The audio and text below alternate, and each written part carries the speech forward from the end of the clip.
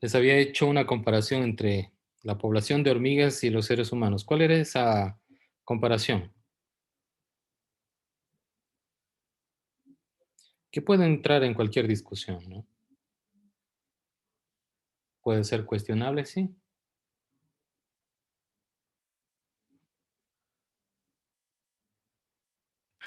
No, no se relacionaba con su forma de organización, más o menos. No, no va por ahí. Mm,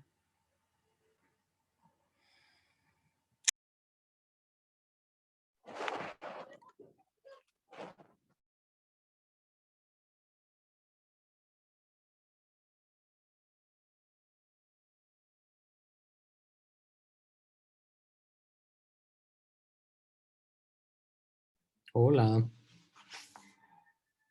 chicos. Sí, ingeniero, disculpe, no lo puedo escuchar. Ah, sí. No, les decía que cómo interpretábamos esto del... Ya les había dado el ejemplo de las hormigas y los seres humanos, ¿no?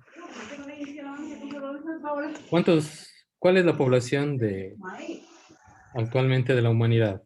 De población en la Tierra. 7.000 Más o menos y 17.000. 17 mil Millones. millones, ¿no? Sí. sí, Esa cantidad de personas tiene una biomasa. O sea, su biomasa es su contextura. Para poder mantener esa biomasa, el hombre, como ven ustedes aquí en el cuadro inferior, tiene que alimentarse, ¿no? Y tiene que comprar alimentos para generar biomasa. Algunos generan un poquito más biomasa que otros, son más gorditos, ¿no? Y las hormigas, en el estudio que había leído esto hace algún tiempo, señalaba que la misma cantidad que existe de hormigas puede equipararse a la biomasa de los seres humanos. Pero ¿por qué parece que las hormigas, al consumir la misma cantidad de productos, mejor dicho, para eh, permitir su existencia, no generan tanto impacto como el ser humano?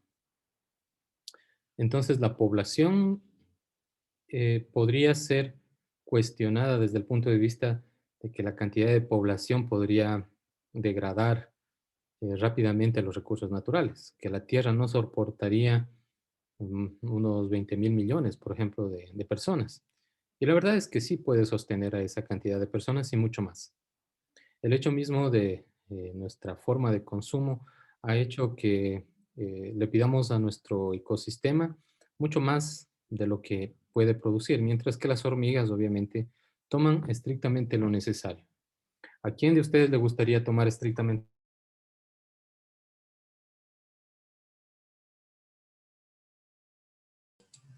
tomar no se escuchó lo último, ingeniero. Perdón, ¿desde dónde nos escuchó? ¿A quién de ustedes le gustaría tomar? ¿Qué fue lo que dijo? ¿Tomar qué? Miren, se me fue todita una... Nunca me había inspirado así en una clase y se me fue por el micrófono. Les decía que, como bien lo dijeron, la población en el planeta son 17 mil millones de personas, pero al comparar con la biomasa, ¿no es cierto?, que está dada en las diferentes poblaciones de hormigas que se colocan alrededor del mundo, estos con cálculos empíricos, por supuesto, se estima que pues, para sobrevivir utiliza la misma cantidad de biomasa que el ser humano, pero en el caso del ser humano es mucho más agresivo con lo que toma. En el recuadro inferior ustedes pueden ver los hábitos de consumo, ¿no? Consumimos más quizás de lo que necesitamos frente a lo que son las hormigas. Podríamos entonces vivir en un mundo que puede ser sostenible, sustentable para las futuras generaciones. Por supuesto que sí, pero esto no va a poder llegar a ser porque nadie va a restringir sus necesidades, sus gustos, ¿no? A veces se consume por el único hecho de conseguir placer, más no para solventar una necesidad, ¿no? Bien, entonces nos vamos a centrar un poco en lo que vendría a ser los límites del crecimiento, los límites del desarrollo que los había generado pues hace ya más de 43 años o 45 años, Nicolás Georgescu Rojas, ¿no? Cómo nuestro sistema económico no es independiente, sino que depende de nuestro medio ambiente a través de estos flujos de materia y energía. Al parecer, ¿no es cierto?, cuando vemos un paisaje como este, para nosotros, ¿no es cierto?, podemos ver mucho más allá de los árboles, de las montañas, observamos características geológicas, topográficas, minerales, sedimentos, riberas, microorganismos, cadenas tróficas, ¿no? Para una empresa aquí solamente ve árboles que podrían servirle para explotar. Y bajo ese concepto se maneja la economía actual. Y lo único que genera la economía es basura. Mi pregunta, ¿realmente la economía actual genera o produce algo realmente? Entiéndase la palabra producir algo. En el sentido de producir, ¿Así es? pues sí, la verdad produce, pero produce, como lo demuestra la imagen, contaminantes, en el sentido de que son, podríamos decir, una actividad antropogénica, o sea, la basura es producto de las actividades antropogénicas de las empresas a sí mismo, pero sería algo negativo. Así Eh, es. pero viéndolo de otra forma, la producción sería que produce bienes y servicios, pero como usted lo decía, algunos bienes y servicios no son necesariamente, o sea, esenciales, sino que lo consumen por gusto, por así decirlo. Sí, perfecto. Entonces las industrias sería una producción de más de desechos que bienes y servicios esenciales para el ser humano. Muy bien. Y si les dijera que van a cambiar ese punto de vista después de esta clase y cuando ustedes discutan si esta economía produce algo, ustedes le van a decir, esta economía actual no produce absolutamente nada, ¿no? Entonces ya vamos a ver cómo esta economía no produce, sino transforma, ¿no? Entonces por eso es importante la perspectiva de la economía ecológica. Lo que podemos observar aquí es la producción natural, ¿sí? La generación de suelo y es una forma de producir algo, crear algo, ¿no? La economía actual solamente la transforma, ¿no? Y termina generando, pues, a la cadena final residuos. La naturaleza sí puede llegar a producir, pero el sistema económico jamás, ¿no? Entonces vamos a ver de qué se trata eso. Entonces, esa es la idea, ¿no? De que puedan ustedes, déjenme ver si aparece el esferito, no aparece. Voy a finalizar un ratito la presentación. Solo denme un segundito para ponerla en presentación con diapositivas. A ver, configurar presentación, vista en pantalla completa. Ya estoy experto en PowerPoint. Si quieren clases de PowerPoint, estoy a las órdenes. He sufrido con todas las que me pone PowerPoint, así que no hay. Ahorita sí. Se me desaparecía el lápiz, que se me desaparecía. Aquí sí. Vamos, entonces, bien, en este ejemplo que les he colocado aquí, he colocado una locomotora, ¿sí? ¿Con qué propósito creen que coloque esta locomotora? Para recordar el tren de Alfaro, que fue destruido por Lenín Moreno, en lo absoluto, ¿no? He colocado aquí el ejemplo de cómo la energía se transforma y se transforma de energía potencial, en este caso, ¿a qué tipo de energía? ¿Energía de qué tipo? Cinética. Cinética. Cinética, mecánica, perfecto, muy bien. Entonces, desde el punto de vista de la economía ecológica, utilizamos los recursos de la naturaleza fundamentados en dos leyes fundamentales de la termodinámica que se cumplen, ¿no? La primera y segunda ley de termodinámica. Por eso he colocado también este ejemplo aquí. Bueno, ¿qué nos dice Nicolás Georgescu Roegen al respecto? ¿No?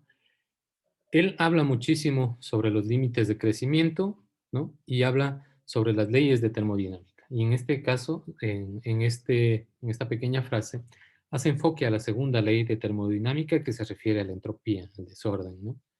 Miren lo que dice Nicolás, ¿no? Dice, debido a la ley de la entropía, entre el proceso económico y el medio ambiente hay un nexo dialéctico.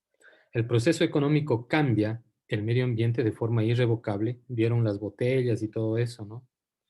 Es el botadero y lo altera totalmente. Y a su vez, por ese mismo cambio, también, el mismo cambio también de forma irrevocable.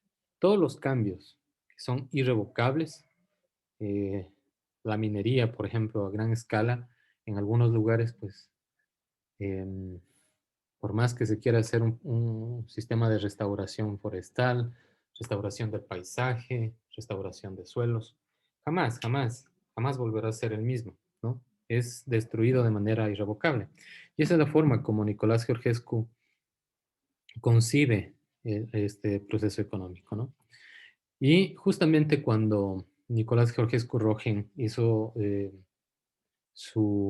o postuló, ¿no es cierto?, su teoría basada en las leyes de termodinámica, él pensaba justamente en cómo la energía puede ser transformada y cómo la energía de baja entropía podría ser convertida en energía de alta entropía, de alto desorden, ¿no? Entonces, son principios innegables e irrevocables. Por eso es que la economía ecológica está muy bien aceptada dentro del plano científico, pero no es aplicada aún, ¿no? Porque no tenemos todavía políticas eh, que estén vinculadas a esta concepción, ¿no? Simplemente queda como una filosofía, como una concepción dentro del corazón de las personas, ¿no? Pero no se pone en práctica tal como es.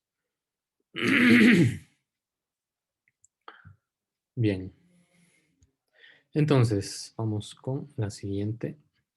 Les había hablado entonces de la locomotora, ¿no? De los trenes y cómo utilizan la energía potencial, en este caso almacenada en el carbón, para poderla transformar en energía cinética, ¿no? Entonces, aquí en la primera parte, en la parte superior, podemos ver al maquinista que está colocando, ¿no es cierto?, carbón, ¿no? Ustedes, si le preguntan a alguien que quizás no haya estudiado, le dicen, ¿esto tiene energía? Les van a decir, no, está frío, no, no tiene energía, ¿no?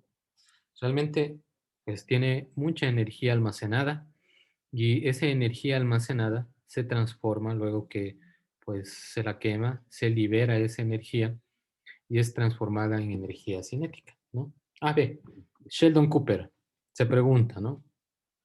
Es innegable, la cantidad total de materia y energía no ha sido alterada.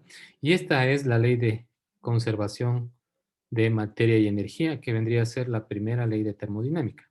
Entonces, esta energía jamás se perdió, simplemente cambió. Esta energía almacenada se liberó como calor, se transformó de energía potencial a energía cinética, a energía mecánica, para que esta locomotora pueda trasladarse, ¿no? Por lo tanto, los cambios de materia y energía se dan de tipo cualitativo, ¿no? Entonces, ¿qué calidad de energía tenemos antes y después? Bien, entonces, por la ley de la entropía, la segunda ley de entropía, observamos que la materia que estaba organizada o con baja entropía termina como cenizas, ¿no? Y por más que queramos reciclar esta ceniza, ¿no?, volverla a carbón, es prácticamente imposible. Eso es lo que hace el sistema económico actual. Toma los recursos, los transforma, utiliza su energía y utiliza su materia y devuelve prácticamente degradada, ¿no? No podemos reciclar esto, ¿no? Quizás técnicas muy avanzadas podrían hacer que este material se vuelva carbón, pero ¿qué cantidad de energía se utilizaría para revertir el procesamiento? Inclusive mucho más de la que la energía original. Sería un desperdicio de energía, ¿no? ¿Hasta ahí estamos? Sí, ingeniero. Sí, Sí, ingeniero. me interrumpen nomás cuando gusten, ¿no? Entonces, dentro de las leyes de termodinámica, el calor, ¿no? El calor proporciona el sol. Nosotros somos calor, ¿no? Las mitocondrias generan la energía que lo toman del oxígeno, ¿no? La caloría, ¿qué vendría a ser una caloría? Es la cantidad de energía que se necesita para subir 1 grado centígrado, 1 gramo de agua, ¿no? Entonces, nosotros tenemos, en cambio, dentro de nuestro organismo también tenemos o generamos diferentes calorías, en este caso provenientes de las grasas, de los lípidos, ¿no es cierto? Entonces, el campo de la energía es muy amplia, pero todo nace de esta fuente, el sol. Los lípidos que nosotros tenemos en la pancita, ¿será que vienen de aquí del sol?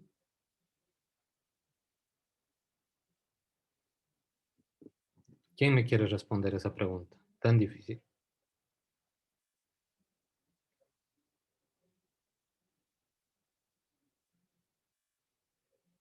Hola, no me dejen solo conversando con la No, creo que ingeniero, porque creo que está presente el carbono y el hidrógeno. Así Y es. consumir ya. Nosotros consumimos, ¿no es cierto?, carbono, hidrógeno, nitrógeno, de diferentes formas, con compuestos de proteínas, aminoácidos, ¿no?, que los tomamos de los alimentos que se producen gracias a la energía solar. La energía solar, entonces, es fundamental para el desarrollo de la biosfera, para la vida en general, ¿no?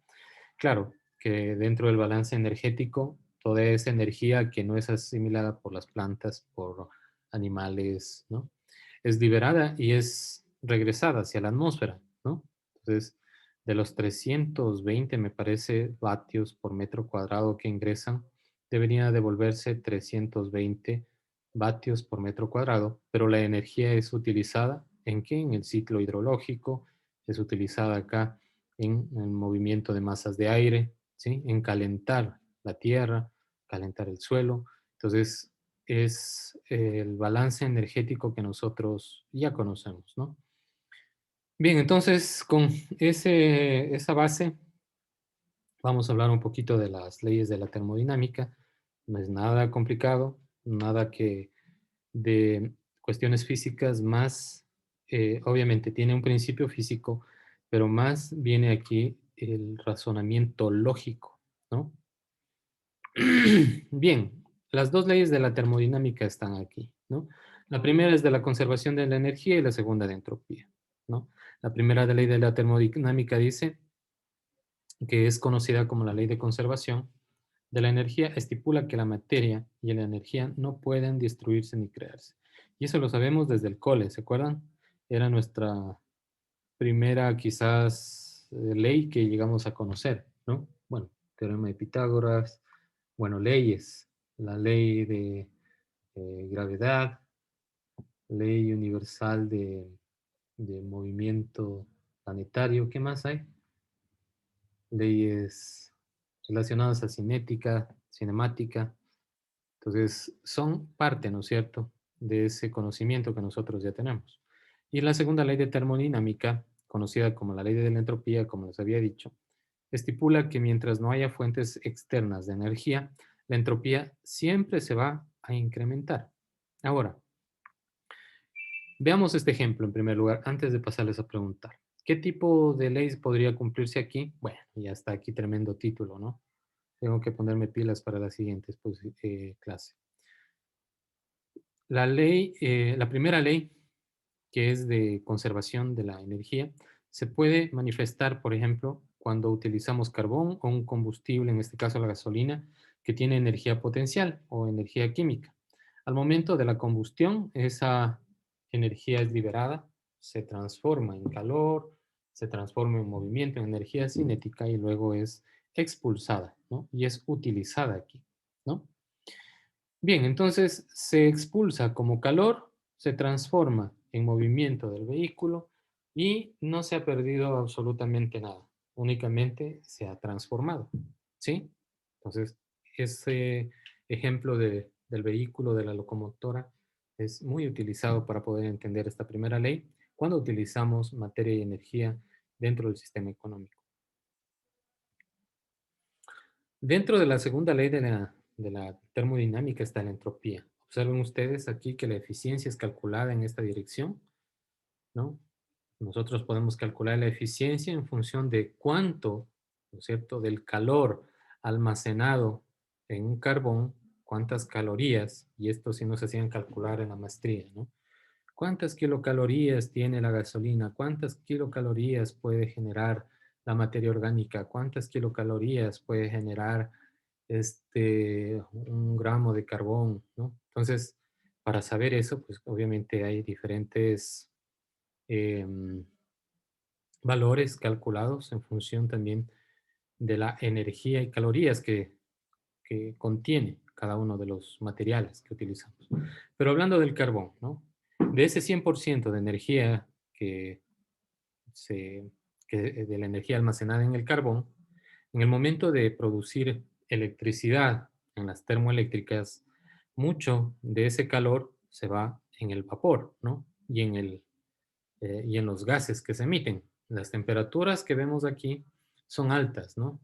Entonces, ellos utilizan el carbón para hacer mover estos tambores enormes, ¿no? Los hacen rotar, pero con la fuerza de vapor, ¿no?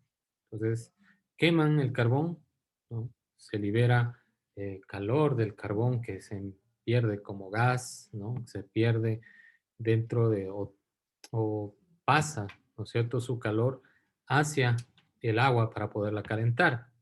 Entonces, mucho de esta energía, miren, cerca del 65% se pierde como calor, ¿no? Entonces tenemos como eficiencia solamente se utiliza el 35%. Pero ahora, de esa energía, ¿no? Se ha tomado el 35%. Se necesita trasladar la energía a través, ¿no es cierto?, de las conexiones de cables, ¿no?, de alta tensión. Y esto produce también una pérdida de energía, ¿no? Entonces, de aquí, en el transporte de la energía, se pierde aproximadamente 10% de esa energía, ¿no? Y se tiene un 90% que se aprovecha. Y cuando ya llega a nuestra casa, digamos, para encender un foco, ¿no? El foco también se calienta. No todo se transforma en luz. Solamente el 5% se transforma en luz y el resto se pierde en energía. Pero ahora con focos eficientes, pues tenemos una pérdida menor, ¿no? O sea, es la parte de la ventaja que tienen algunos sistemas de iluminación de bajo consumo. Entonces la eficiencia será igual, 35 por 90 por 5, apenas el 1.6 de eficiencia en relación al 100% que estuvo almacenado inicialmente en un carbón. Entonces, nuestra economía es muy, muy ineficiente, ¿no? La ley de la entropía está presente en cada artículo que se elabora, en cada proceso productivo, y vemos cómo es de ineficiente, ¿no? Entonces, cuando hablamos de entropía, recordamos nosotros, ¿no? Nos hacían multiplicar K por logaritmo natural, ¿no es cierto?, de una constante, me parece una constante para cada uno de los materiales, dependiendo también de la entropía de ese material, perdón, dependiendo también del calor recibido o de ese material y la temperatura a la cual pues, es sometida, se puede calcular la entropía. Cuando nosotros hablamos de, por ejemplo, de cuando hablamos de un mismo elemento como el agua, ¿no? El agua, ¿dónde tendría mayor entropía? ¿Como sólido, como hielo o como líquido? O como, por ejemplo, vapor. ¿Dónde habrá mayor entropía? Luego de vapor. Vapor. Como vapor. En el vapor. Las moléculas se disipan cuando incrementamos la temperatura también, ¿no es cierto? Se genera también menor calor. Podemos obtener que las partículas, ¿no es cierto?, del agua, que antes estaban más unidas y más organizadas como un sólido, posteriormente se disipan, ¿no? Entonces decimos que tienen un mayor grado de desorden un sólido que un vapor, por ejemplo, ¿no? O en el caso del mismo elemento que es el agua, podría estar en estado sólido o vapor. Inclusive, comparando sólido con líquido, el agua tiene mayor entropía, mayor desorden que en estado sólido. Si comparamos otro elemento, otro mineral, por ejemplo, el diamante y el grafito, ¿cuál tendría más entropía?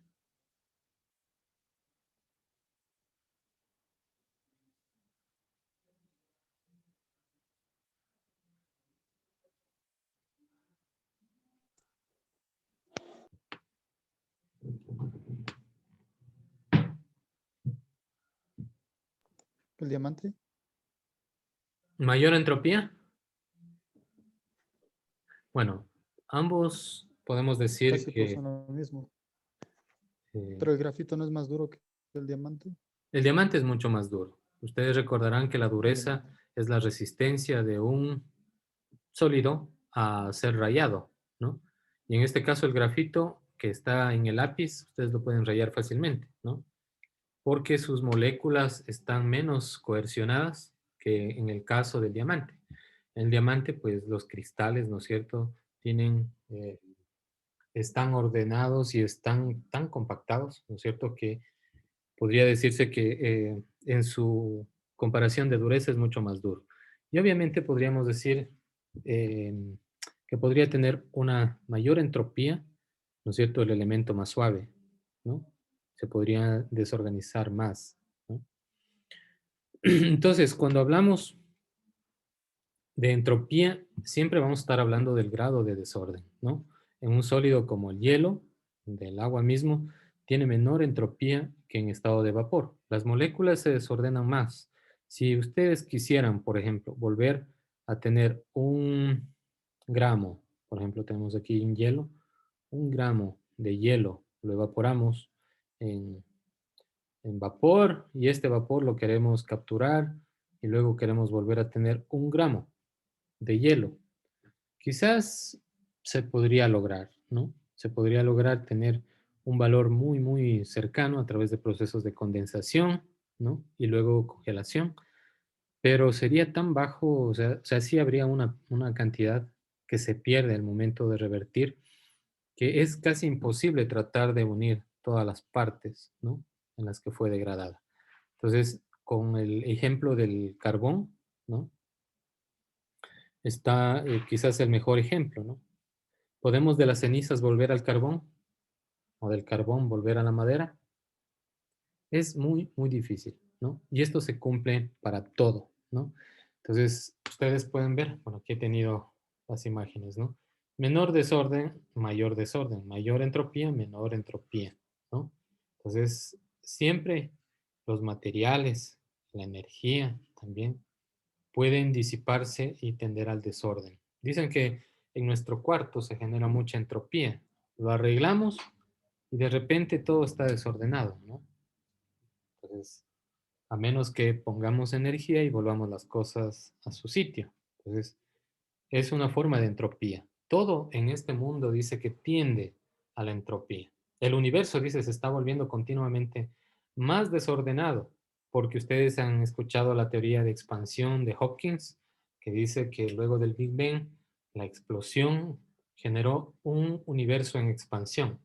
De tal manera que todavía estamos viajando, ¿no?, en ese universo que se expande, ¿no? Y cada vez la energía y la materia, al menos dentro de nuestra biosfera, son menos disponibles para el uso. Y quizás no me deja mentir las cifras o los pronósticos que señalan un agotamiento, ¿no es cierto?, de los recursos naturales como el petróleo, ¿no? ¿Han escuchado ustedes?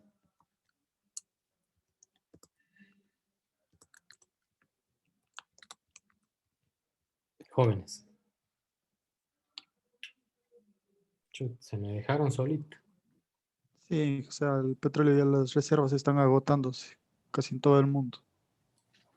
Sí, es verdad. Entonces, la disponibilidad de energía, la disponibilidad de materia, tal como eh, lo conocemos, ¿no? No es ninguna noticia nueva, tiende, ¿no es cierto?, a agotarse. Y es justamente esta ley de la termodinámica la que no permite recuperar todo ese material en cuestiones de materia y energía también, no permite recuperarla. Se disipa toda esta energía y es muy difícil volver a ordenarla, ¿no? Entonces también la entropía, ¿sí? Se puede entender como una medida en la falta de disponibilidad de materia y energía. ¿Qué está pasando con nuestros recursos? Simplemente ustedes señalan la entropía, ¿no? Y los dejan con los ojos abiertos y les va a provocar preguntarles, oye, ¿y qué es la entropía? Y ustedes ya le indican que es una medida de la falta de disponibilidad de materia y energía o la tendencia de la materia y energía al desorden, ¿sí? Entonces, simplemente me gustaría escucharlos a ustedes algún momento conversar y debatir con alguien, ustedes poniendo este tipo de argumentos, ¿no? Bien, bien, petróleo, derivados tenderán a agotarse. El proceso es irreversible y todos los combustibles, aceites, gas que se utilizan ya no se recuperan, ya no vuelven. La tasa de reposición también es demasiado baja para que la misma naturaleza pueda capturar nuevamente el carbono, transformarlo en petróleo, ¿no? Petróleo tanto en los yacimientos marinos como en yacimientos eh, en las costas, en la parte oriental de algunos países. Es muy difícil, ¿no? Entonces, ustedes ven aquí cómo el combustible se transforma en hidrocarburos, en gases, ¿no? Que no pueden volver a ser tomados, ¿no? Entonces aquí, en un parque vehicular, observamos las dos leyes de la termodinámica. La primera, que es la utilización de la energía para ser transformada en movimiento y cómo esa energía se disipa frente a nuestros ojos y se degrada frente a nuestros ojos. El carbón, el mejor ejemplo que podemos tener, ¿no? Ahí está la ley, primera y segunda ley, ¿no? Cuando se quema un fragmento de carbón, su contenido de energía química no se reduce ni se incrementa, ¿no? No obstante, la energía liberada se disipa en forma de calor, humo y cenizas, tal como ustedes pueden observar ahí, ¿no? Solo queda cenizas, como algunos amores por ahí, ¿no es cierto? Ni las cenizas dicen que ya queda. Y de las cenizas ya no puede salir nada bueno, ¿o sí? Aún sirve para abono. Para abonar alguna cosita, dice. Abono, ingeniero. Entonces, para abono, muy bien. Así está, pues, entonces entendido cómo actúa la primera y la segunda ley. Se trata obviamente de un proceso irreversible que ninguna fuerza podría revertir de no mediar gastos superiores de energía, lo que les decía al inicio. Si quisiéramos convertir esto nuevamente en carbón, quizás lo podríamos hacer. La tecnología tendría que ser muy, muy alta, ¿no? Muy avanzada, y el proceso para revertir pues consumiría mucho más energía de la que vamos a recuperar. No es rentable por ningún motivo, ¿no? Y no tenemos quizás esa tecnología aún. Teóricamente, las sustancias dispersadas pueden ser recuperadas y recombinadas, pero pagando el precio de una producción de entropía. Y eso es lo que pasa en nuestra economía, ¿no? Muchas sustancias que salen, ¿no es cierto?, de las fábricas, somos campeones en reciclar, decir que el reciclaje salvará el mundo, y no es verdad, ¿no? Así podemos aliviar un poco, ¿no? Muchas sustancias dispersadas sí podemos recuperarlas, recombinarlas, pero ¿cuál es el precio a pagar? ¿Sí? El costo de energía para revertir eso, ¿no? La energía dispersada no puede reciclarse, excepto gastando más energía de la que se gastaría en un hipotético reciclaje. Peormente, ¿no? La energía.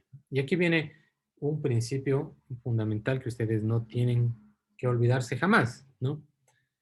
Relacionado con la primera ley de termodinámica, ¿no? Entonces, ¿qué nos enseñan las leyes de termodinámica con referencia a la economía? Con respecto a la primera ley, que son más aspectos cuantitativos, ¿no?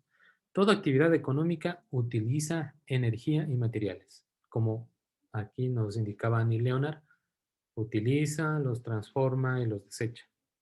La primera ley de termodinámica nos dice que la actividad económica no puede crear ni destruir materia o energía. Y con esto yo había empezado la clase, les había dicho Jóvenes, les voy a hacer que cambien, ¿no es cierto?, su forma de ver el sistema económico actual y que tengan fundamentos para decir que la economía actual no produce absolutamente nada, simplemente lo toma de la naturaleza y lo transforma. Los conceptos de producción, los conceptos de Producto Interno Bruto, entonces quedan un poco deslegitimados desde el punto de vista de la economía ecológica, ¿no? Porque vemos que quien produce realmente es nuestro planeta, nosotros solo transformamos. Entonces, la actividad económica no puede crear ni destruir la materia o energía. Lo que hace el proceso productivo es absorber y expeler la materia y energía. En este primer punto, dentro del sistema económico, lo absorbe y en este último punto, ¿no es cierto?, lo expele, tanto materia y energía. Esto lleva al replanteamiento del concepto de producción. No sé si ustedes ya con esto pueden replantearse el concepto de producción o no les queda muy claro todavía. Sí, Sí, ya quedó está clarísimo. comprendido. ¿Ya? Entonces, concordamos con la economía ecológica al entender que nuestro sistema económico no produce absolutamente nada, simplemente lo absorbe y expele, materia y energía, ¿no? Entonces, si yo les pregunto a cualquiera de ustedes, a ver, ¿quién me quiere responder? ¿Este sistema económico genera producción o produce algo realmente? ¿Quién me quiere contestar y por qué? Con sus propias palabras.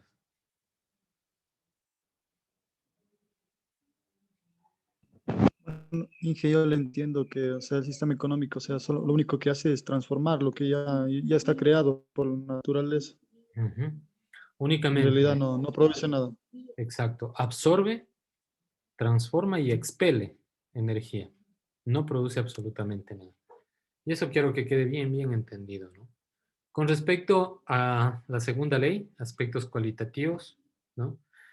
Entonces, lo que hace el sistema económico con respecto a la segunda ley es transformar, ¿no es cierto?, todos los recursos de baja entropía, minerales y energía, y los transforma en, ¿en qué? Materiales de alta entropía, ¿sí? Entonces podemos ver aquí el petróleo, del petróleo saca muchos derivados, ¿no? Tiene muy baja entropía y luego lo transformamos en esto, ¿no? Se disipa en platos plásticos, en fundas, en juguetes, no sé, se dispersa mucho de esta energía, ¿no? Entonces, en términos de la segunda ley, la actividad económica puede entenderse como un proceso de utilización de materiales de baja entropía que acaban finalmente transformados en materiales de alta entropía, ¿no? Tengo 26 alumnos y solo converso usualmente con 4. 4 o 5. A Paola ya no la he escuchado tiempos. Lorena. Bueno, con Lisbeth hemos conversado. Juanita también, no, ni más. Jessica también a veces no sabe participar. Yesenia. También Elsa. Bien, entonces vamos ahí. Sé que están cansados con los exámenes, tanta cosa, pero esto les va a servir también, ¿no? Dentro de su formación profesional. Bien, entonces, analizando y volviendo nuevamente a la primera ley de termodinámica, de acuerdo a esta visión, dice, la desestructuración de la energía que produce toda actividad económica, la que actualmente vivimos, nos compromete en un sentido de responsabilidad intergeneracional. Y aquí empezamos un poquito ya a meter el concepto de desarrollo sostenible, ¿no? Entonces, parte justamente de esto, ¿no? Nuestra economía no es sostenible en el tiempo. Nuestro desarrollo actual, dice, afecta inevitablemente a la actividad económica y al desarrollo de futuras generaciones. ¿Qué petróleo les va a quedar a las futuras generaciones? ¿Qué recursos renovables inclusive, ¿no? Se están agotando. Según la primera ley de termodinámica, dice, podemos caracterizar la actividad económica como la transformación de materiales y energía de un estado a otro, sin que se produzcan aportes suplementarios en relación a la cantidad invertida originalmente. La economía no aporta absolutamente nada. Entonces, el proceso económico se podría resumir así, ¿no? Cantidad de recursos que se toman, ¿no? Eh, igual cantidad, ¿no? Convertidos en residuos. Cantidad de energía que se toma dentro del proceso económico disipada como calor natural, ¿no? No ingresa nada al proceso productivo, totalmente aislado. Con respecto a la segunda ley de termodinámica, aparece este término que se llama transflujo, ¿no? Que es justamente ese paso de materiales de baja entropía o en alta disponibilidad de energía a materiales de alta entropía, perdón, y a la baja disponibilidad de esa energía. Entonces, este transflujo, ¿no? Está muy relacionado con la segunda ley de termodinámica y cómo se transforma, ¿no? Es un flujo que transforma. Quizás esa es la definición un poco criolla de lo que vendría a ser transflujo, ¿no? Ese flujo pasa de materiales y energía, ¿no? De baja entropía a materiales y energía de alta entropía. En el caso de la energía, disponibilidad de esa energía. Bien, con el caso del carbón, con el caso de la ceniza, ya casi no queda energía disponible. Nadie utiliza las cenizas para producir calor, ¿no? Se ha perdido totalmente. Entonces, esa es fundamental, ¿no? Entenderlo. Dentro de lo que hace nuestro ecosistema, ¿no es cierto? Quizás vuelve a ordenarlo todo, vuelve o trata en lo posible de, eh, dentro de los ciclos de materiales, absorberlos a los minerales, transformarlos con procesos físicos y químicos. Y ese es el trabajo de la naturaleza, ¿no? La naturaleza sí produce, ¿no? Gracias a la energía solar, a que todo en este planeta circula y se mueve gracias a la energía que que proviene del sol. Entonces, justamente es la forma como la Tierra quiere o intenta sostenernos, ¿no? Este es un diagrama de Rice, ¿no? En este, pues se puede ver la actividad económica y la actividad quizás de circulación con respecto a lo que vendría a ser el sistema económico tradicional. En el sistema, lo único que circula en ambos sentidos es esto, el dinero, ¿no? Las familias pagan a las empresas pagan a las familias, sueldos y salarios, intercambio de bienes y servicios. Es lo único que fluye hacia adelante y hacia atrás, ¿no? Mientras que el sistema, ya viéndolo un poco más, sistema productivo actual, siempre va a ser lineal. Termina tomando la materia y energía y la desecha finalmente, ¿no? Y por eso justamente he tomado esta nueva visión de la economía de Nicolás Jorge Currogen. Dice, nada podrá estar más alejado de la verdad que afirmar que el proceso económico es una cuestión aislada y circular. No hay nada más alejado de la verdad, tal como lo representa el análisis tradicional. Entonces, no hay tal, lo único que aquí se mueve es el dinero, siempre va a ser lineal, nada que ver con lo que dicen los economistas tradicionales, ¿no?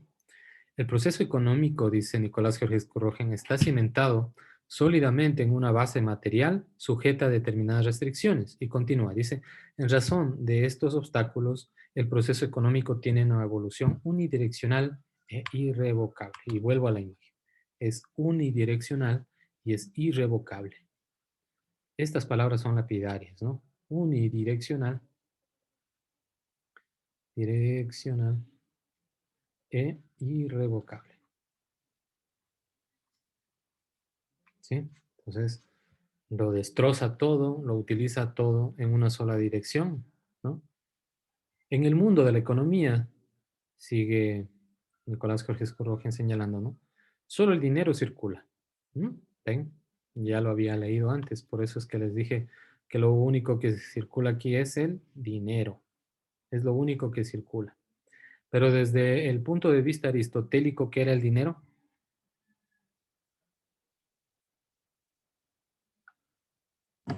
Es un valor, o darle valor a las cosas. Perdón. El dinero, ¿no es cierto? De acuerdo a Aristóteles, ¿no es cierto? Solo funciona si es que hay un acuerdo entre partes. ¿Ya? Entonces, si yo le quiero pagar a usted con sol, ¿me va a aceptar? José, si yo le pago, por ejemplo, un celular que usted me quiera vender, un iPhone de esos que usted tiene, esos carísimos, y yo le quiera pagar con soles, tal vez me lo aceptaría, o con yuanes, ¿no? Solamente me Claro. aceptaría esa moneda si es que hay un acuerdo, ¿no? Y por otra parte señala Aristóteles que el dinero, ¿qué más decía? No produce absolutamente nada. Lo único que produce, ¿qué es? Y el interés es parte de un acuerdo. Usted simplemente decide pagarle al chulquero un poquito de dinero o muchísimo dinero. Y en ese sentido, pues, es un acuerdo. Entonces, para Aristóteles, el dinero simplemente es un medio, no produce nada. Es Ingeniero, podríamos decir que el dinero produce bienes y servicios, entonces, ¿verdad? No, el dinero no produce absolutamente nada. Porque la economía no fluye a base del dinero. A base de este acuerdo, ¿no? Los cheques, el dinero, el papel, la moneda, todo está en función de este acuerdo, ¿no? Pero el dinero no puede generar más dinero, ¿no? No puede crear un bien. Y esa es parte justamente de la concepción clasista o neoclásica de la economía. Se cree que el dinero puede generar producción, ¿ya? Yo quisiera ver, o les pongo este ejemplo. Si ustedes se quedan con unos, pongámosle, los 70.000 millones de dólares que dicen que se ha robado Correa, ¿no? Que es casi más de la mitad del Producto Interno Bruto del Ecuador, que son 120.000 millones, ¿no? Cuando hablamos de esa cantidad es espectacular, o sea, es lo que hay en los bancos, lo que hay en la economía, en las industrias, gente no sabe lo que habla. Pero en fin, con ese mismo ejemplo, si usted estuviera en el desierto, ¿no? Con esa cantidad de dinero, ¿de qué le serviría ahí el dinero? Y estuviera muriéndose de sed. Y si pasara alguien con una botella de agua, ¿qué prefiere usted? ¿Los 70.000 millones de dólares o la botella de agua? La botella de agua. Obvio. Entonces, una de las cosas que justamente podemos observar con el dinero es de que es muerto. Mientras no haya este acuerdo, ¿no?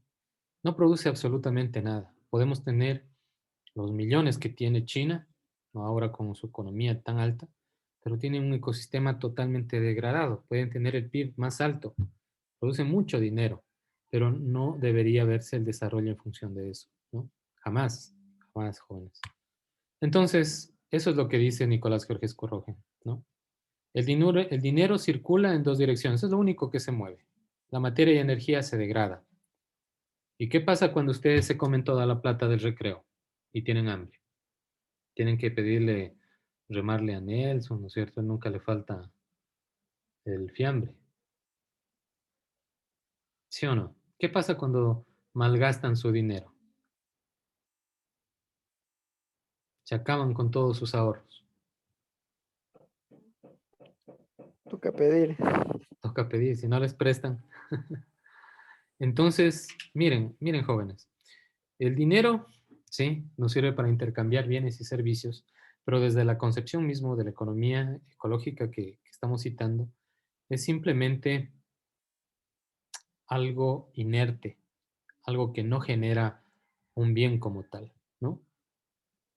Podemos comprarnos un carro, el carro se destruye, se degrada, perdemos dinero ahí, pero la naturaleza nos genera realmente una riqueza invaluable. Entonces, Nicolás Georgescu Rogen genera esta frase lapidaria para el sistema económico tradicional. En el mundo de la economía, solo el dinero circula en dos direcciones, de un sector económico a otro.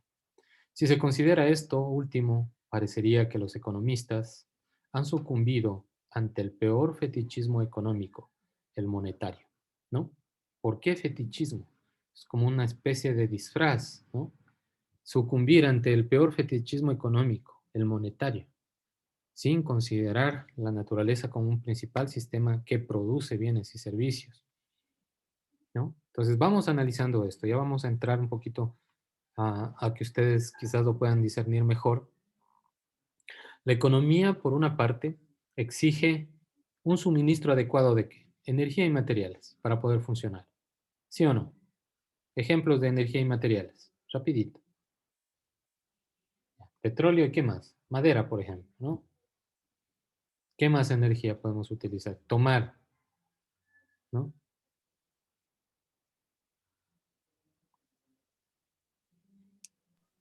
Gas. ¿Ya? El oro y podría ser. Sí, muchos materiales podemos tomar, ¿no? Lo que conocemos dentro de la economía. También un suministro adecuado de, justamente, necesita que la biosfera, y esto es un requisito fundamental que requiere la economía, requiere que la biosfera pueda absorber sus desechos para no poderlos, no entrar en ningún proceso. Por eso les había mostrado al inicio esta cantidad de basura en las aguas, ¿no? Parte de este sistema económico que necesita justamente la naturaleza para deshacerse de esos desechos y necesita justamente un suministro de la biodiversidad. Sin esto, la economía no puede funcionar, ¿no? ¿Y qué es lo que produce la economía?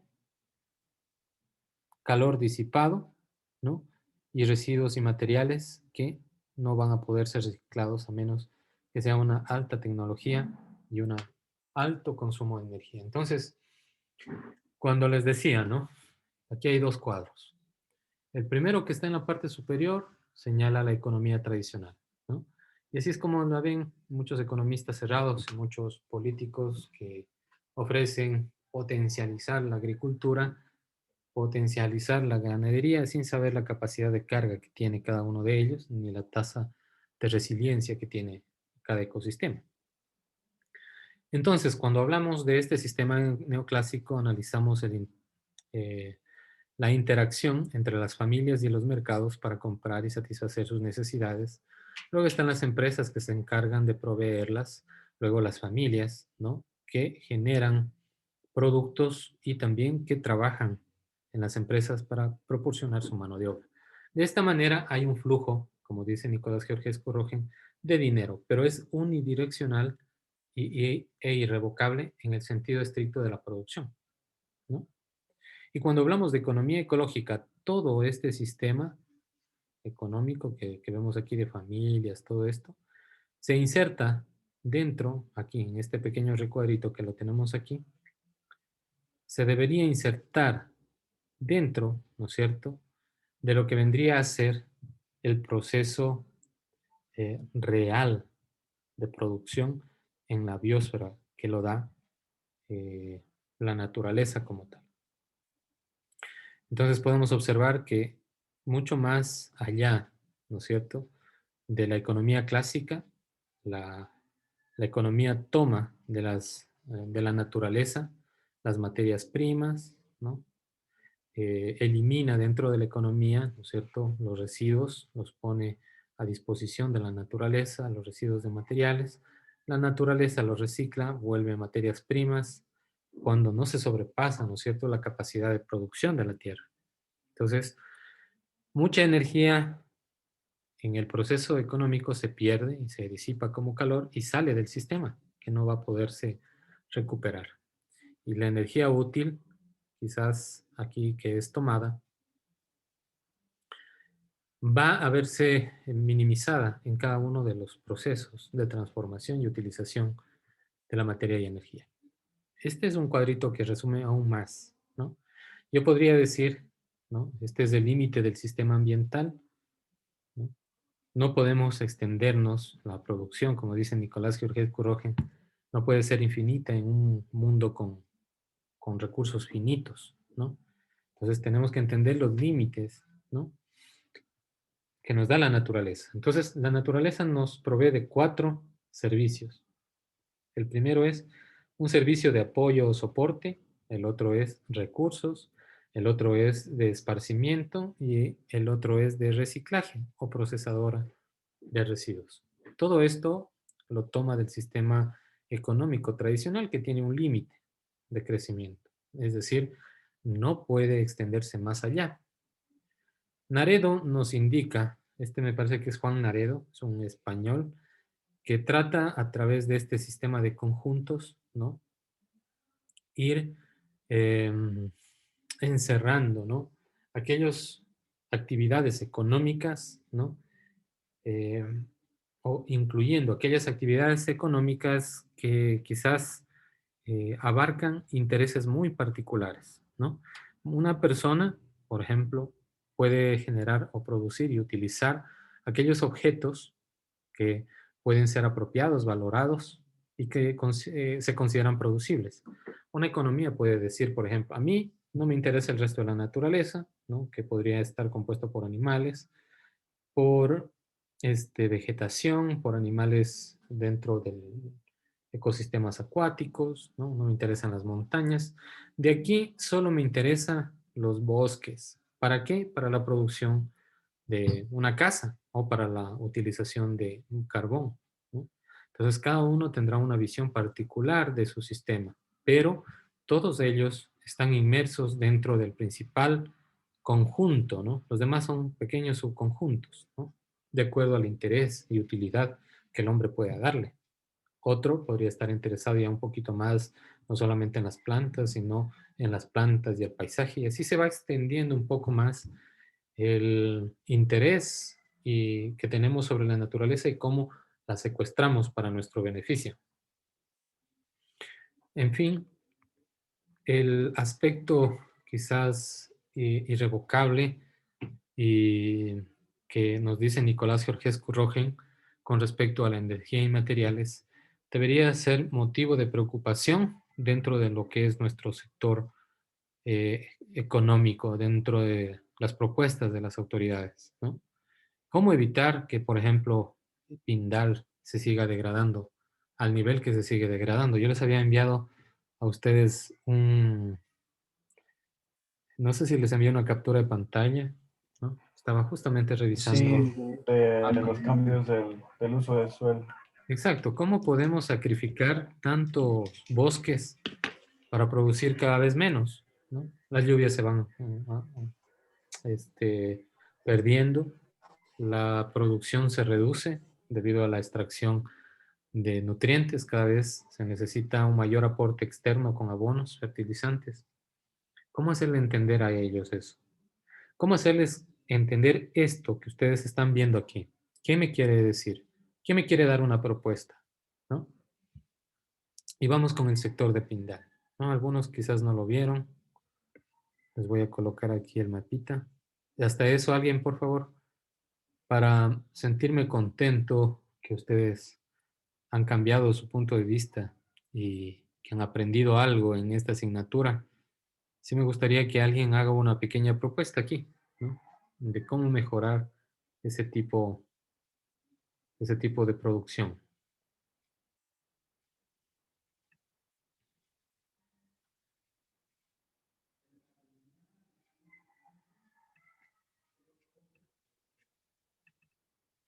Bien, la lesión al ecosistema de bosque se puede ver, ¿no es cierto?, desde el espacio. Entonces, cada una de estas, miren ustedes, cada uno de estos puntitos blancos, ¿qué creen que es? ¿Quién ha estado por Pindal? Las zonas, sí. Estos puntitos Los blancos, ¿qué puntitos son? blancos creo que son lugares de almacenamiento de Sí, maíz. de plantamientos de maíz. Ahí es donde se los pela, ¿no? Entonces ahí quedan las Es justo chozas, donde quedan las cáscaras, llevan la peladora, almacenan y quedan ahí, ¿no? Miren, el maíz no es para le llaman, le llaman eras en el campo. las eras, así es. Miren ustedes cómo la ambición del hombre no conoce realmente fronteras, ¿no? Se han abierto caminos, ¿no? Es una deforestación bárbara que va a hacer obviamente que cambie el clima. La función de los árboles es retener el agua, filtrar el agua, ¿no? Y estas personas no se están dando cuenta de que están destruyéndose, ¿no? Aquí se ven ardillas y se les pone veneno, ¿no? Dicen, me vino a invadir una tarea, dice, de ardillas, les echamos veneno, furadán. Realmente no es que ellas están invadiendo, ¿no? La verdad es que nosotros no estamos dejando un espacio. Y a este ritmo no podemos concebir un sistema económico. ¿Cuál sería la propuesta para que las personas en Pindal, que tienen muchas ambiciones, ustedes han visto que algunos se han comprado carrito de doble cabina, ¿no? Un buen equipo de sonido, ¿no? Las empresas que salen ganando aquí son las maiceras, Ecoquímica, Farmagro, Agripac. Imagínense la cantidad de glifosato que venden en toda esta zona. Porque la gente aquí no es que solamente cultiva, necesita deshiervar, ¿no? Sacar esa hierba mala, dicen, y le aplican toneladas de metros cúbicos de glifosato. Para cuat, para el cogollero, gran cantidad de cipermetrinas, gran cantidad de productos carbamatos. Para el gusano de la raíz, ¿no? ¿Se pueden cuantificar qué cantidad de insumos se necesita solamente en esta montañita de aquí?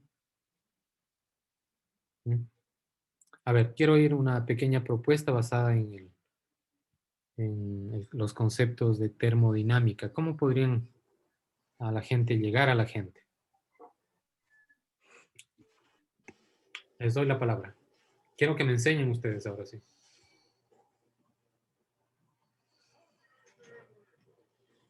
Mm,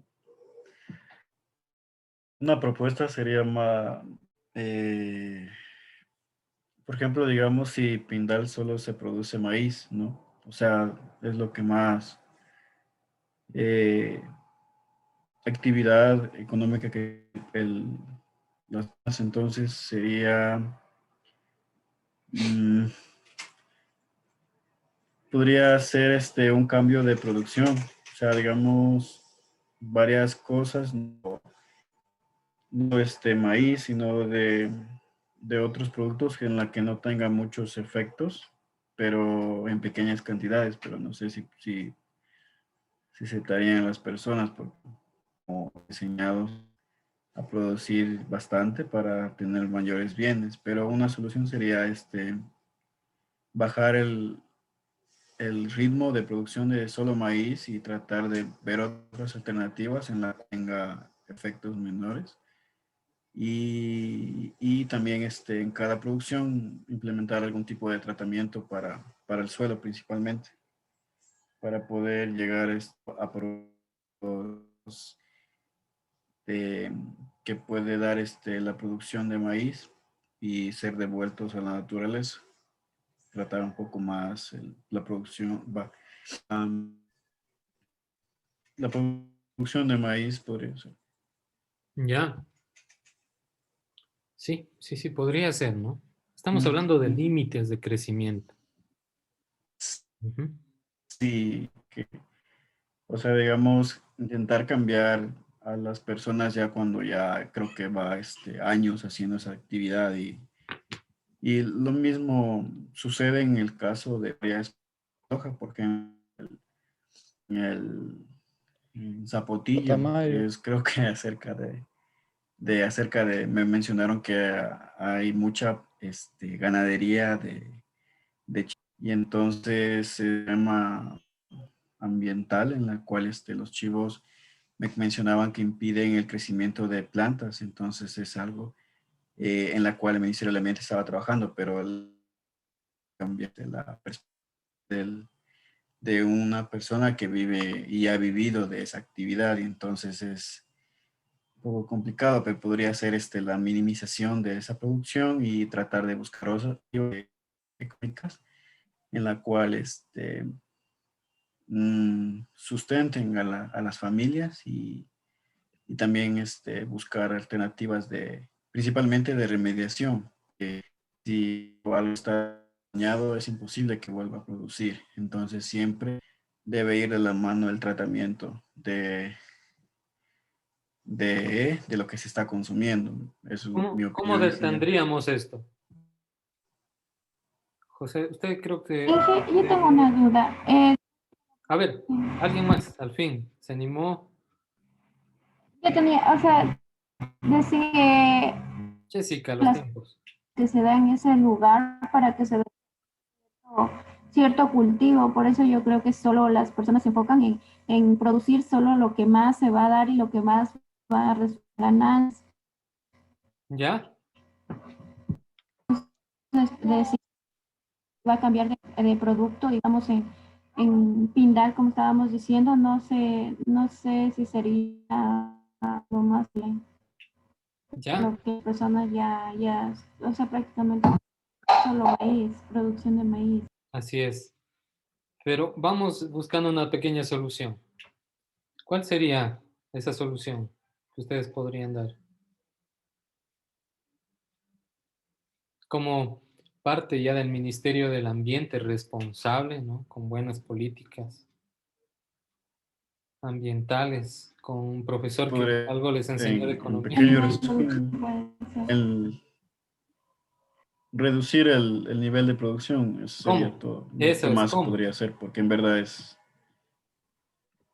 cómo, pues, Mediante control, controles. control. ¿Alguien dijo algo? A ver.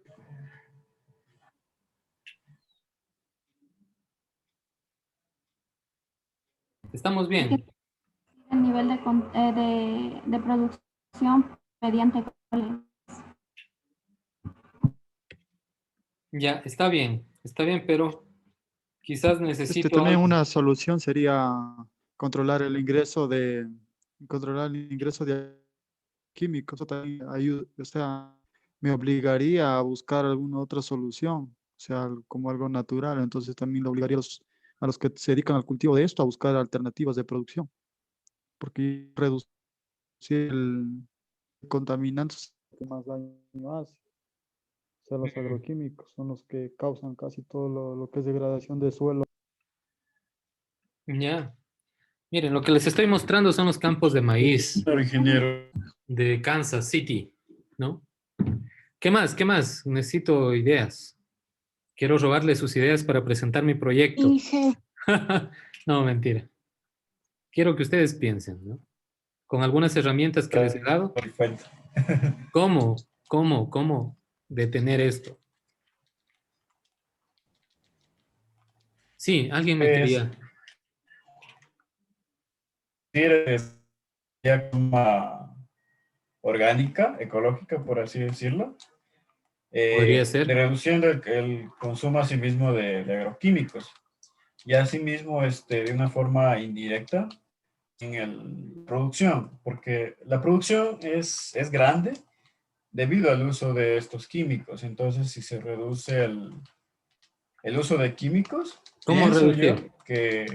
que se reduce la producción. Entonces, minimizando el uso de agroquímicos es la respuesta. Se hace creando alguna, o sea, leyes que, o sea, ¿Ya? que no Que permiten se tanto químicos al país, porque, y claro, o sí, sea, porque adelante. más o menos estaba leyendo algo que somos uno de los que más consume agroquímicos, lo que es a nivel de Sudamérica, pequeños y todo, pero consumimos bastante lo agroquímico. Así es, jóvenes. Y eso es un fuerte capital, o sea, es una fuerte inversión que se hace. Perfecto. Bien. Si los productores que dicen que si no, que por cada producción realiza más o menos entre 6 y 7 fumigadas y eso representa un bastante, porque no son ni son baratos siquiera los agroquímicos. Ya. Y ellos no, aparte no tienen una conciencia, una noción de cómo gastarlos, o sea, solamente van a un lugar donde venden eso y lo único que dicen, "A ver, esto para esto", y les recomiendan a veces hasta productos excesivos. Entonces, cada vez va aumentando el nivel de consumo de agroquímicos, o sea, no, ni siquiera se, se soluciona el problema, sino se va agravando. Ya. Muy bien. Pero, ¿qué les parece una propuesta donde una ley ponga límites a este crecimiento? Que las áreas de bosques, ¿no? Que están en las partes altas de las montañas no sean topadas, que se podrían establecer algunos incentivos para aquellas personas que en vez de sembrar maíz, ¿no?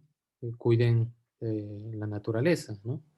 Entonces esos propietarios pueden recibir mucho más dinero cuidando, ¿no es cierto?, el bosque que talándolo. Darles otro tipo de alternativas, ¿no? Como bien lo dijeron, una agricultura agroecológica, donde no solo Pero participe, entonces sería una propuesta conjunta ahí, o sea, no por porque supuesto, una cosa aislada del miren, decir voy a estímulos, trabajar en esto, sino analizo las demás variables. así es. Miren, entonces lo que habíamos estudiado del impuesto y subsidio piguviano, que no quede en el aire, ¿no? Se pueden colocar impuestos y subsidios para cambiar el comportamiento de las personas, ¿no? Podemos estimular a muchos agricultores a que produzcan agroecológicamente. Un maíz orgánico tendrá mayor precio que un maíz tradicional. Quizás las leyes deberían ser más estrictas con respecto al uso de las partes altas de los cerros, de las montañas, que deberían ser, de acuerdo al ordenamiento territorial, ustedes ya conocen, deberían ser explícitamente para cuidar cuencas, para reservorio de agua, a fin de que, y como hogar también de aves y de todo ser vivo, ¿no? Que depende de estos bosques. Yo les muestro estas fotos de Kansas City, es uno de los lugares, ¿no? que emblemáticos en la producción de maíz, ¿no? Entonces, cada una de estas parcelas tiene, miren, una forma geométrica tan precisa. ¿Sí? Adelante, escucho. Hola, Inge, quería un tema de aquí, netamente de Ecuador, que es de la parte alta, que se utiliza glifosatos sin ninguna restricción para, ¿no? Y muchas de las veces la fumigación es a partir de aviones o así, que Ujú. le hacen este tipo de fumigación y las partes bajas, perdón, son netamente planas, ¿no? Entonces es más rápida la propagación de estos químicos hasta la ciudad. Así es. Realmente no se debería utilizar este tipo de... Realmente no se utiliza en la agricultura fumigantes, solamente para aclarar esto, ¿no? Para que sepan que son mis alumnos y no debemos de hablar de fumigación, sino de aspersiones, porque se utilizan gotículas y no gases, ¿no? En lo que es fumigación se utiliza un fumigante que usualmente es un gas. Un fumigante como el bromuro de metilo se lo utilizaba para desinfectar suelos. De tal manera que cuando ustedes hablen ante un público un poquito ya más, quizás de mayor nivel, ustedes no hablen y digan las fumigaciones, ¿no? Sino que hablen como aspersiones. Y eso es lo que realmente se hace. Se hacen aspersiones, se utiliza agua como vehículo para que se distribuya a lo largo de las plantas. Y se hace fumigaciones cuando se utiliza un fumigante, que usualmente es un gas, ¿no? Y es muy cierto, ¿no? O sea, el punto clave aquí es desestimular la producción tradicional, dándoles alternativas, ¿no? Dándoles subsidios. La gente mejor trabaja con subsidios que con impuestos. Y obviamente, ¿no? Se necesita recaudar también aquí un porcentaje en lo que vendría a ser la venta para poder financiar eso, ¿no? Así que eh, no es una idea descabellada cobrar un pequeño impuesto por área, ¿no? Superficie. No es una medida muy popular que digamos, y le puede costar el puesto a cualquiera de ustedes, pero la única forma en la que podemos entender. También tenemos la mano alzada de Paola y luego le paso la palabra a Robert. Y tengo dos más, quizás no. Adelante, Paola. Así dijera que, pues bueno, en realidad es complicado cambiar la mentalidad de los agricultores porque más bien lo que buscan es expandirse más y usar más químicos hasta de que tengan una mejor producción. Entonces, pienso que en primera instancia sí se podría intentar de alguna manera tratar de concientizarlos. En realidad lo que se debería hacer es tener más regulaciones, incluso multas, porque es de una manera en la que ellos puedan cumplir y cambiar, ¿no? Y lo que se debería hacer es que deben usar abonos orgánicos en lugar de los agroquímicos y también en la parte buscar alternativas para lo que sería el aprovechamiento de estos residuos. Eso es. Perfecto, perfecto, ¿no? Me parece muy bien. Esta es la zona de Kansas, ¿no? Una de las zonas más contaminadas y golpeadas por la agricultura, ¿no? Son los principales productores de maíz a nivel mundial también, ¿no? Entonces, estas planicies que se ven aquí, tan bonitas, ¿no? Son cultivadas agresivamente todos los años, ¿no? Maíz, soya, me parece también. Entonces, le damos el paso a Robert. Y luego Johnny me parece que activó micrófono. Le doy el paso. Ya, ingeniero, mi propuesta sería crear un programa que realice digamos, un sistema agroforestal y ¿Ya? aparte haya incentivos y subsidios para que ayuden a estos agricultores a competir y tener mayor espacio en el mercado frente a estos otros agricultores que utilizan químicos y a la vez ponerles a estos aranceles y controles a estos que utilizan estos químicos. Ya, esa es la clave, ¿no? Esa sería El mi propuesta. precio, como una forma de Pero, modificar el comportamiento de la gente, ¿no? ¿Qué pero me, si se trata qué de me producción dice, de maíz, me parece que alzó la mano ah, Johnny y luego Diego. Sí, profe. Referente a este problema que, bueno, creo que la mayoría de ecuadores que sufre, que, por ejemplo, hay cultivos en zonas donde no debería estar permitido, entonces se debería partir de una normativa donde que se establezca estos usos de suelo, por ejemplo, eh, hacer estos análisis de suelo que justamente nos indiquen qué suelos, o sea, nos ayuden a determinar qué suelos son aptos para la agricultura. Por ejemplo, aquí en Saraguro también algo que está pasando recientemente es que en las zonas de páramo, que están por encima, ya llegando, por ejemplo, a los 3.000 metros sobre el nivel mar, por ejemplo, el cultivo de papa y la ganadería también se ha incrementado. Y justamente por ejemplo, si se da el cultivo, yo qué sé, de papa o maíz en lugares donde no son aptos, estos suelos son aptos, obviamente va a demandar un mayor consumo de agroquímicos y lo cual va a tener esa contaminación sobre el medio. Así es. No lo veamos como algo imposible, ¿no? Pero es importante la educación a los más jóvenes, ¿no? Que entiendan que no podemos expandirnos demasiado, ¿no? Con respecto al uso de los recursos naturales, que hay un límite, ¿no? Que no lo ponemos nosotros, que lo pone la misma naturaleza, que tenemos que respetar el derecho de los otros seres vivos, no solamente el nuestro. Otros organismos necesitan comer, alimentarse, ¿no? Necesitamos entender que el ecosistema es quien produce, no nosotros, ¿no? Entonces, bajo todas esas premisas, la gente podría aceptar un cambio. De lo contrario, lo que estamos hablando aquí simplemente sería lo más antipopular. A usted lo quitarían del poder en un mes que esté trabajando ahí, haga la propuesta, adiós, y usted va a volver con el siguiente año con la propuesta de agricultura intensiva, ¿no? Y esto es agricultura intensiva. Realmente no tienen ya bosques, son pues, ecosistemas muertos y básicamente se destina toda la producción para producción de alimento de animales, ¿no?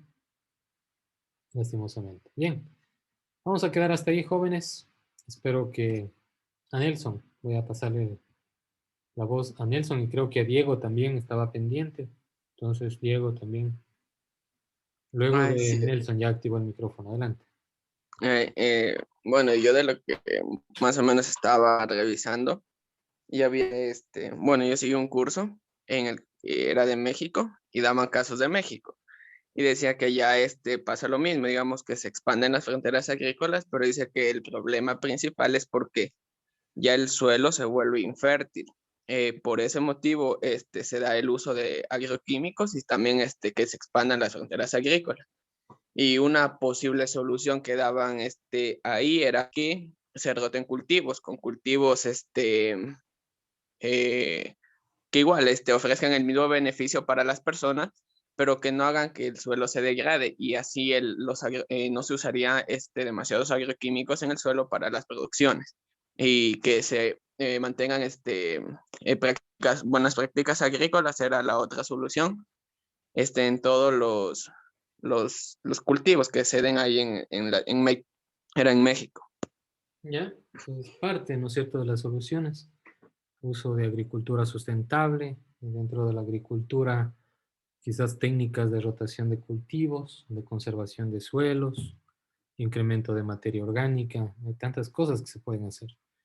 Pero el hecho que estamos analizando aquí es más relacionado a los límites, cómo ponerle límites a la gente.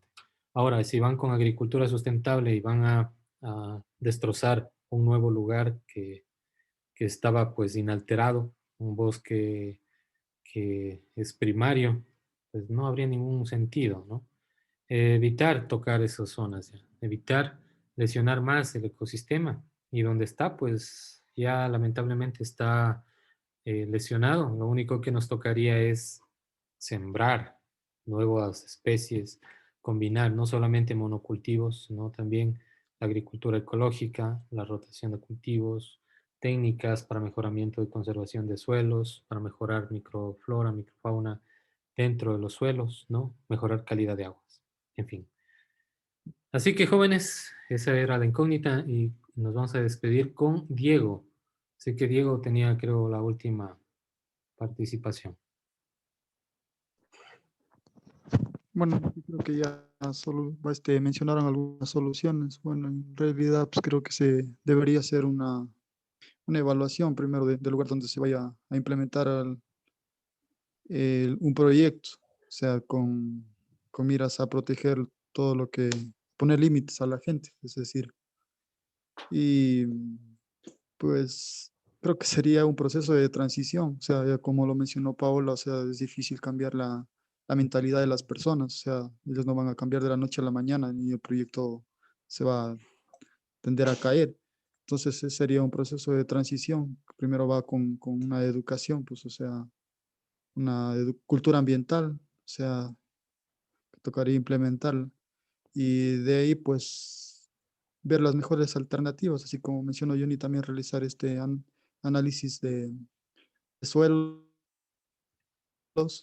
y también para ver qué cultivos podrían darse, o sea, no, porque no la misma técnica va a funcionar en todas las áreas que se pretenda implementar el proyecto. O sea, como somos un país mega diverso, entonces no todos los, claro, no todos los lugares también son aptos para el mismo proyecto. Entonces sería un trabajo conjunto bastante Sí, grande, es un ¿no? buen punto.